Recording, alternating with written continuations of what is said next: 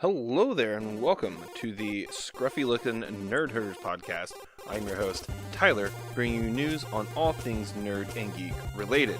This week's episode is chock full of gaming news and more gaming news.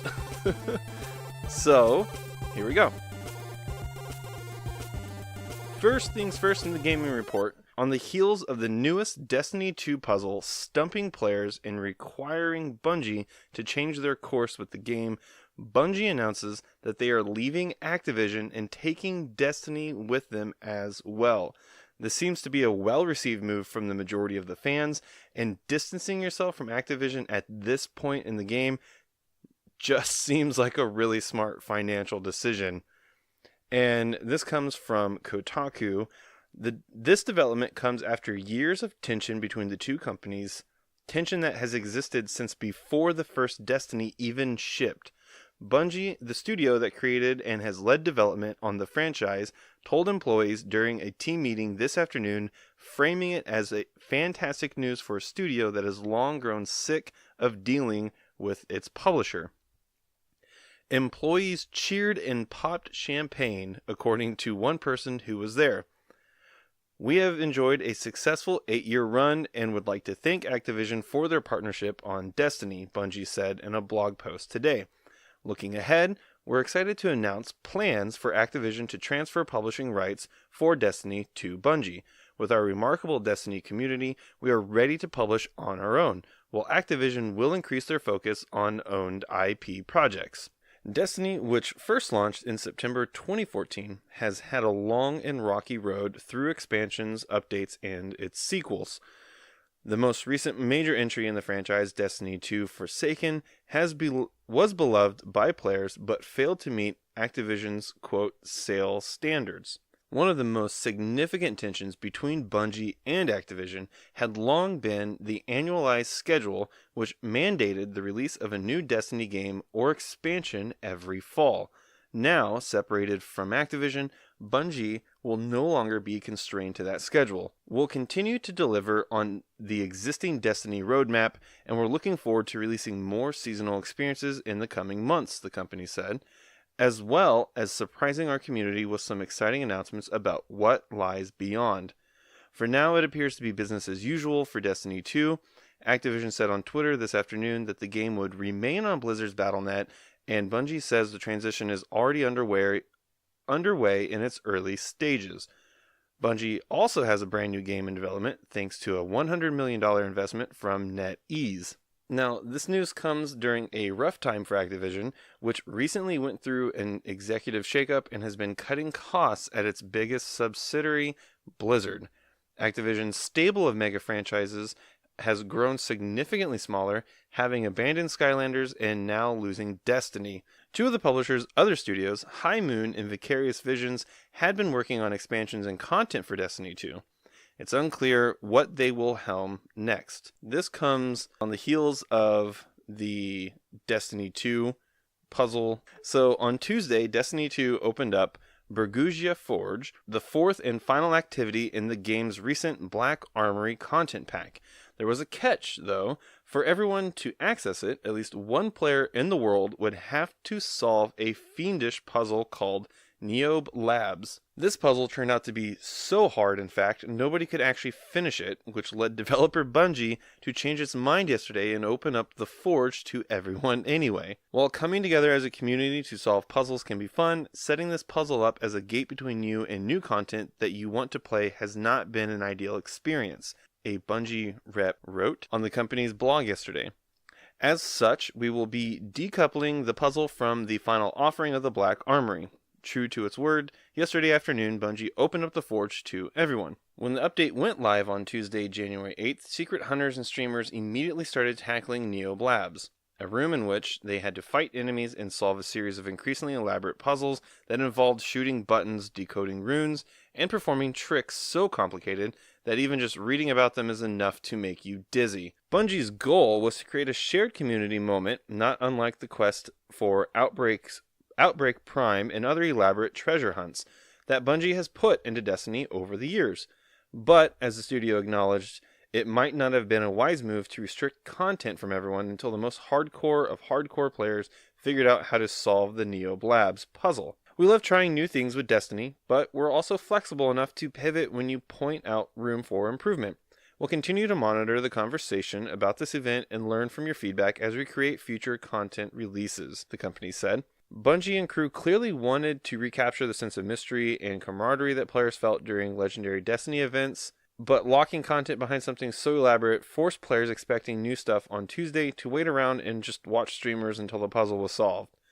Even for those streamers, the process was extremely exhausting. It wasn't uncommon for a couple of these streamers to be playing for 10, 12, 14 hours straight, but I hope this doesn't really discourage Bungie from wanting to do stuff like this again, because it's extremely interesting.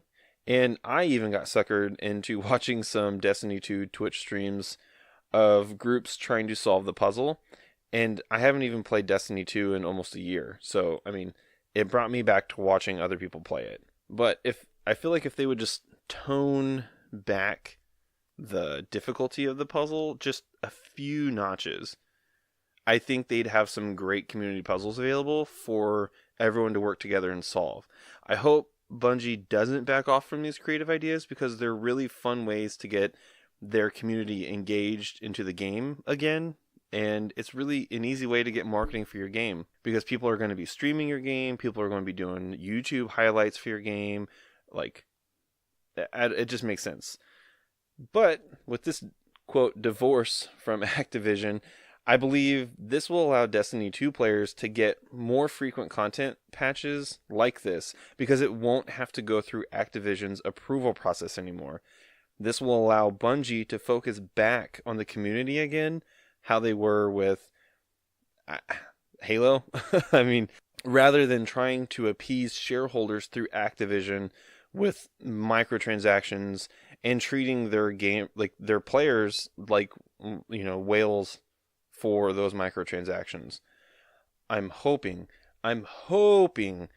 that this will give a glimmer of hope, or like light a spark for Blizzard to leave Activision as well, because I feel like they were suffering the same. They are suffering the same things that Bungie was suffering with their game as well. Next up on the Gamer Report, this comes from US Gamer. So Ubisoft and Epic Games are partnering to release The Division 2 on the Epic Games Store.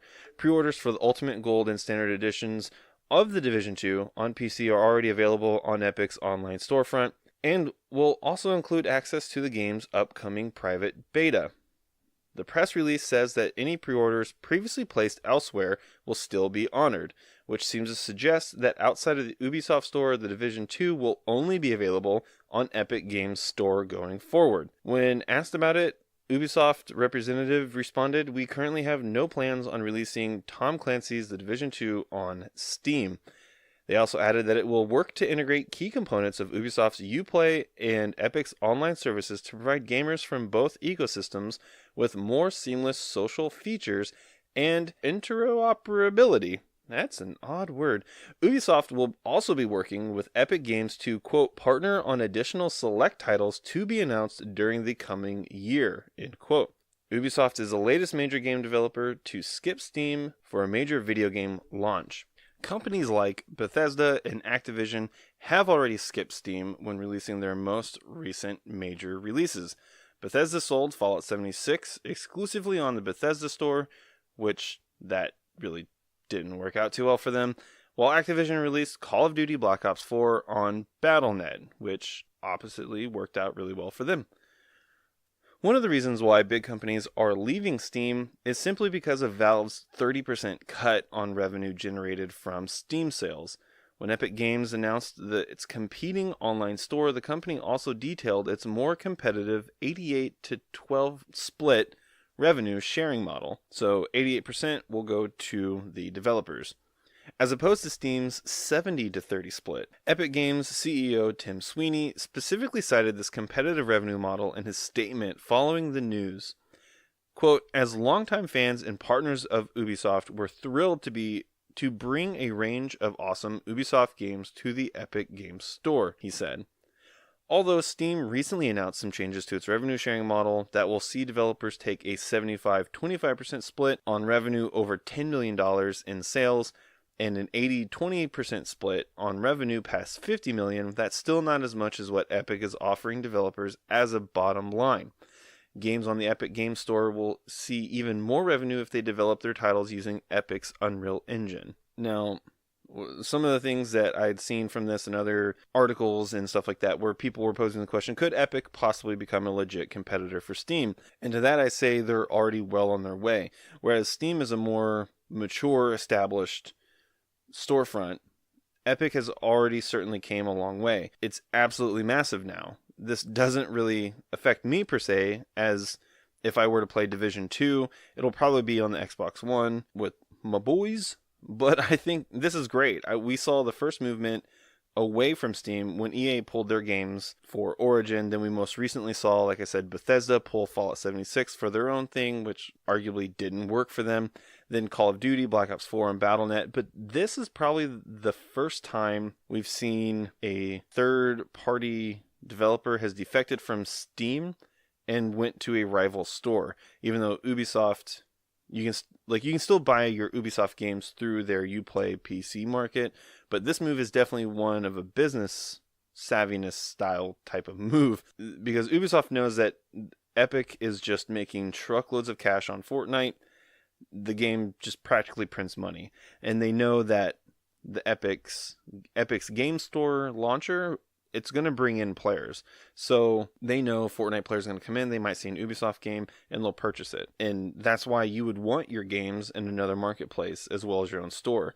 And Steam hasn't really done much to warrant people to be loyal. I guess there's no brand loyalty, because Valve hasn't developed much of anything. I don't count Dota, and I don't count their card game that they made off of Dota. I don't count those. I'm talking like Team Fortress installment, Portal installment, Half-Life 3. They haven't done anything to warrant players to have loyalty to that. And furthermore, it's not that big of a deal. Like, I have Battle.net, I have Steam, I have Origin, and even Discord now is getting into the games market. There's GOG, a digital download store as well. And so there's countless of these different places you can get your digital copies from. I mean, Ubisoft is super smart for making this jump over to Epic's game store. This makes sense to me.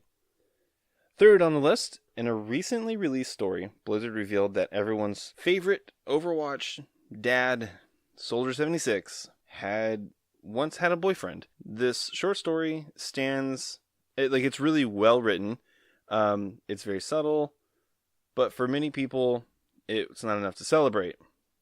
While many people within the LGBTQ community feel that they should be doing so much more to bring that community into their games, it's also somewhat suspect that this reveal comes really close around the Ellie controversy, in which pro players conspired supposedly as a social experiment to elevate a young woman to a professional Overwatch team. Now, this isn't the first hero Blizzard has revealed to be part of the queer community.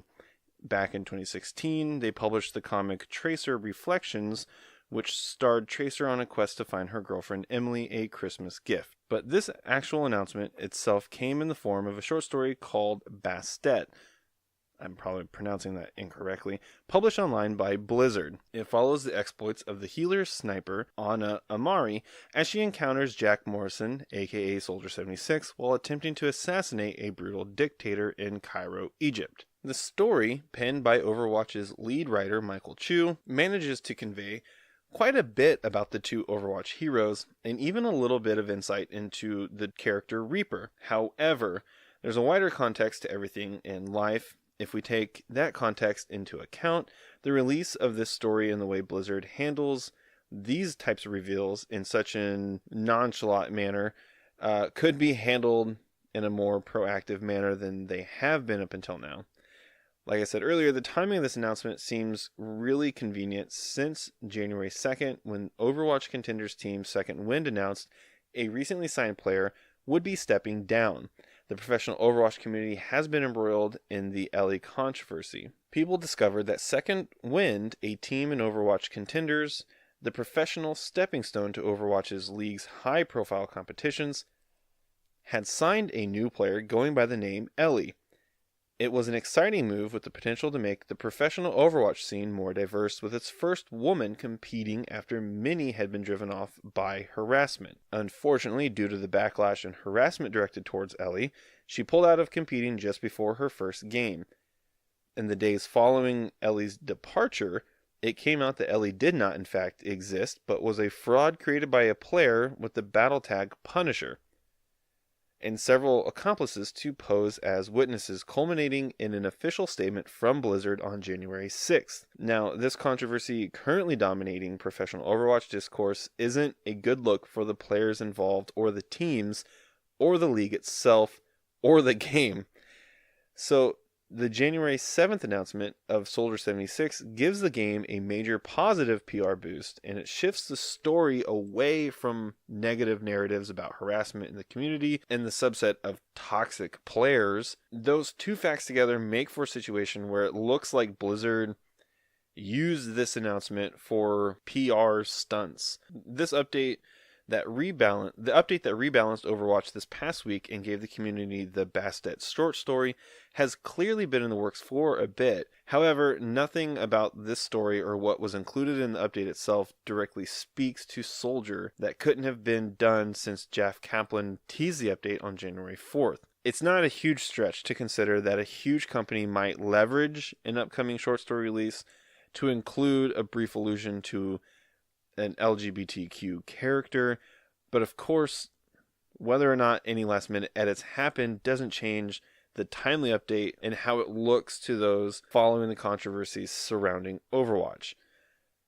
They can time their important releases to avoid looking like a PR distraction, intentional or not. Perhaps even more importantly, they could actually include more substantial representation in the game itself. It could be as subtle as a spray or a voice line or something, or if they would focus a little bit more on their comics or cinematics, it would make it more meaningful, and it would be a more fully integrated content within the game itself. Overwatch players that are identifying with that deserve better than half-hearted gestures that just look like smoke screens and kind of just being put forward as distractions. And I feel like it is also interesting because I wanted to follow up that story with this one. So a Blizzard rep responding about an ex-Blizzard employee speaking out about their time working at the company. So this is what Blizzard had to say in response to this, and then I'll cover what that ex-employee said had happened to them while they were employed at Blizzard. Quote, "While the company does not comment on individual personnel issues, we can share that having an inclusive and respectful work environment is extremely important to us. We have a policy against harassment and discrimination and take reports of inappropriate behavior very seriously. There are a number of methods for our employees to come forward should they experience or observe any inappropriate behavior. All claims of alleged harassment and discrimination which are brought to our attention are investigated, and we take action where appropriate. We strive to create an inclusive and respectful work environment that reflects Blizzard's core values in everything we do. Employee and workplace health is also very important, and we offer different programs and opportunities that support employees, including health and wellness programs and counseling, both in office, often provided for free, as well as through external professional providers." So the employee in question is, I'm probably mispronouncing this, but it's Jules Murillo Cuellar, and according to him, inclusion only counts if you're not a person of color. In his Twitter post today, he mentions that this wasn't a new issue for him.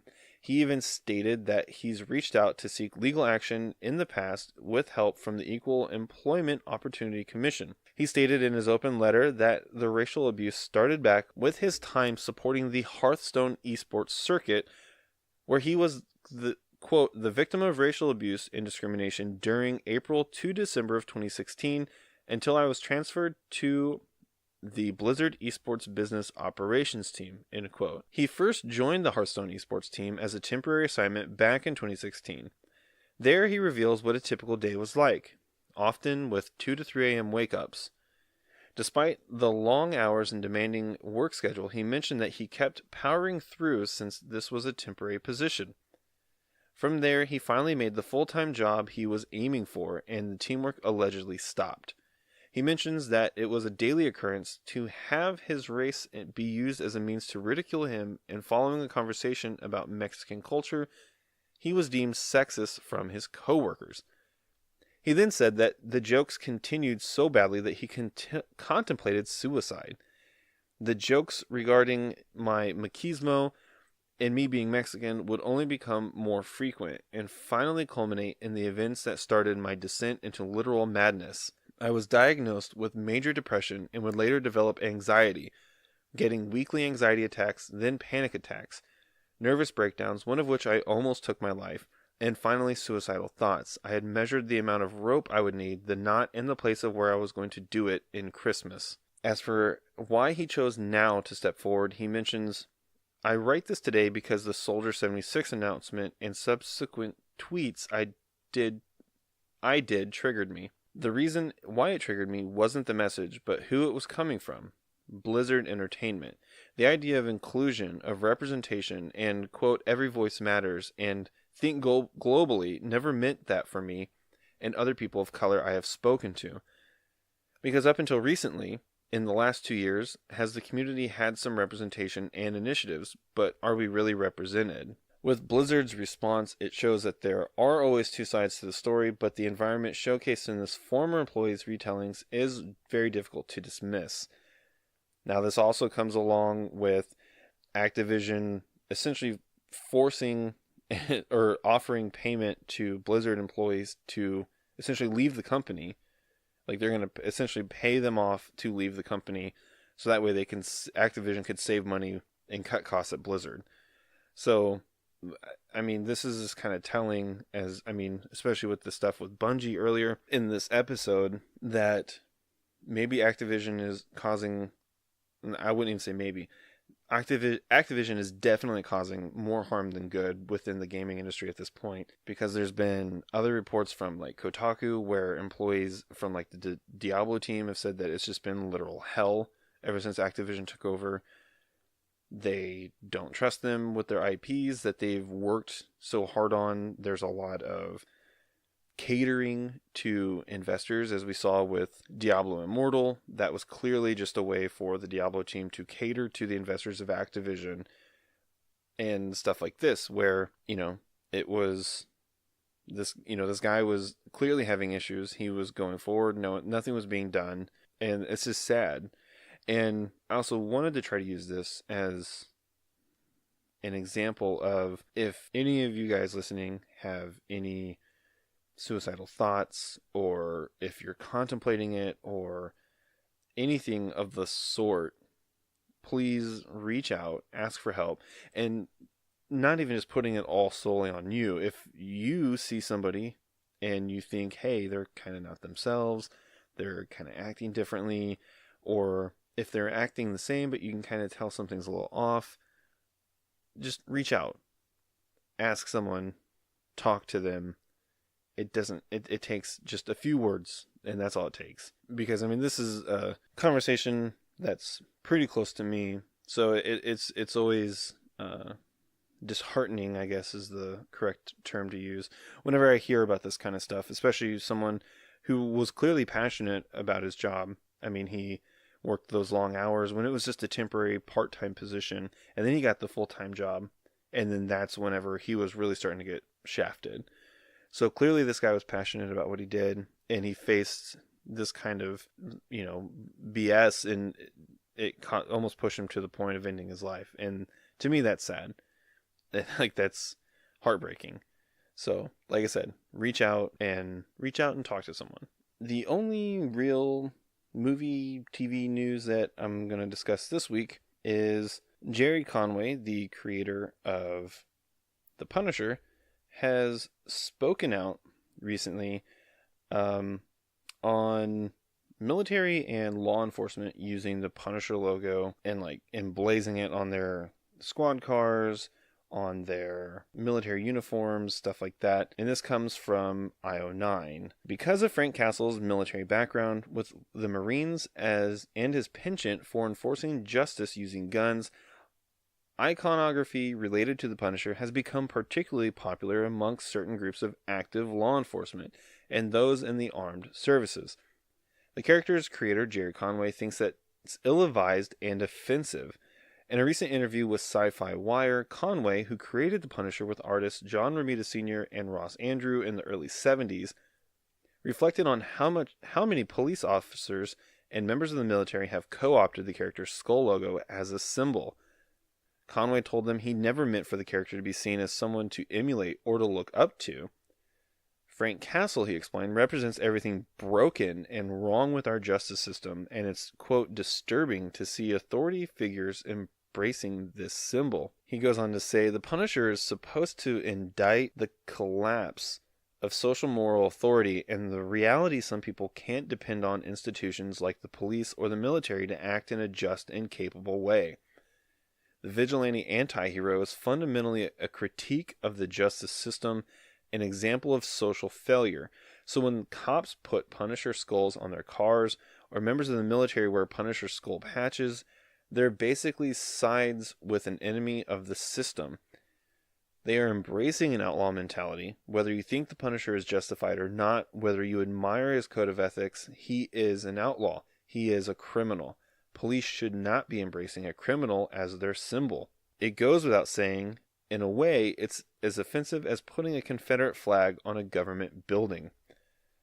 Now, it's easy to understand why some people gravitate towards the Punisher, especially those whose lives have been shaped by their service in a similar way to Frank's. But the fact of the matter is that Frank Castle is a vigilante who runs around killing people he deems to be worthy of death, and he operates entirely outside of the law.